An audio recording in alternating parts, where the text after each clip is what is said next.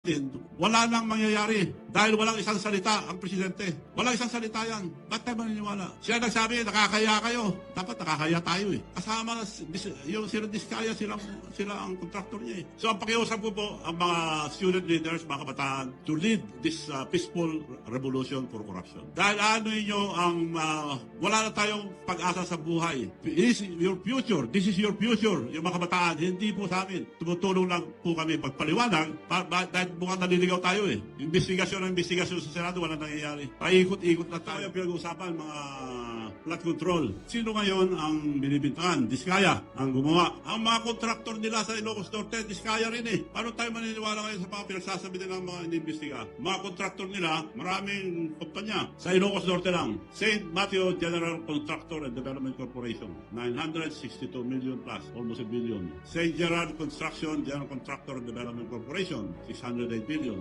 Alpha and Omega General Contractor and Development Corporation, St. Timothy Construction Corporation. Apat ito sa Ilocos Norte. Paano nila hindi alam ito? Probinsya niya ito. Paano tayo maniniwala ngayon sa kay Presidente? Dapat yung mga inapoy niya na Independent Commission on Infrastructure, mabubuting tao po yun. Kilala ko po si Mayor Magalong, mabuting tao. Yung pinsan ko yung isa, si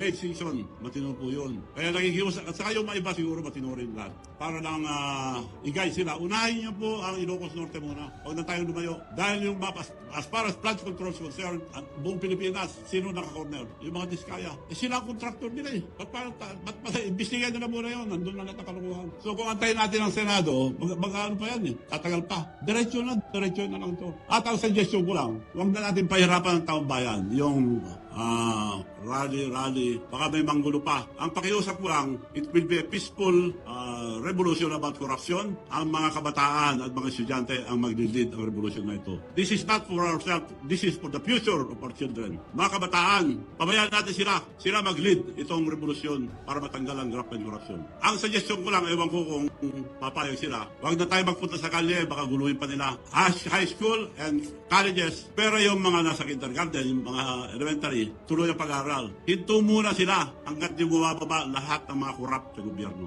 Ngayon, kung ayaw nila mag-resign, sila nagpapahirap sa mga estudyante. Kaya nakikiusap ako sa mga kabataan, mga student leaders, tumayo kayo dahil karapatan nyo to, dahil kinabukasan nyo to. Hindi po para sa amin, tumutulong lang po kami dito sa inyo. Ang mga opisyal naman, mga military and police, generals, mga officials, pabayaan nyo po yung mga anak nyo sumama sa protesta ng korupsyon. Huwag nyo silang pigilin para walang gulo. So yun po ang aking suggestion sa mga kabataan. Huwag na lang sila pumasok muna, magbakasyon muna sila. Kung hindi alis, ano yun nila